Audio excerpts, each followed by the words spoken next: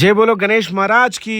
మా ఇంట్లో పెట్టిన మట్టి విగ్రహం అయితే నిమజ్జనం చేయడానికి తీసుకెళ్తున్నాము. ఇగో వీళ్ళిద్దరే నా అందమైన పిల్లలు అనమాట. ఆ మెరిగుడ్లు వేసుకొని చూస్తున్నా వాడే నాకు పెద్ద కొడుకు. చాలా మంచోడు, ఎమోషన్స్ ఎక్కువ ఉంటాయి. దేవుడు అంటే భక్తి. చిన్న గణేషుడు అయినప్పటికీ కూడా పెద్ద క్రెయిన్ దగ్గరికి అయితే తీసుకొచ్చినాం నిమజ్జనం చేయడానికి. గణేష్ నిమజ్జనం చేద్దామని చెప్పేసి వాళ్ళ చేతిలో గణపతిని పెట్టినామో లేదో కట్నం కట్నం కాక కట్నం కట్నం అంటుండు. బేసిక్ ఇలాంటి కార్యక్రమాలు చేసినప్పుడు ఖచ్చితంగా వాళ్ళ కట్నం ఇవ్వాల్సిందే, ఎందుకంటే వాళ్ళు కొంచెం రిస్క్ తో కూడిన పనులు చేస్తారు కదా. నిమజ్జనం చేసే రోజు ఆ వాతావరణం చాలా బాగుంటది. చూడముచ్చటగా చాలా గణపతులు, చాలా స్టైలిష్ గా, చాలా కలర్ఫుల్ గా, ఇంకా కొన్ని మట్టి విగ్రహాలు చాలా మంచిగా అనిపిస్తుంది. ఇట్లా వచ్చిన వాళ్ళు కూడా పులిహోర పెడుతుంటే దాని టేస్ట్ వేరే ఉంటది అనమాట.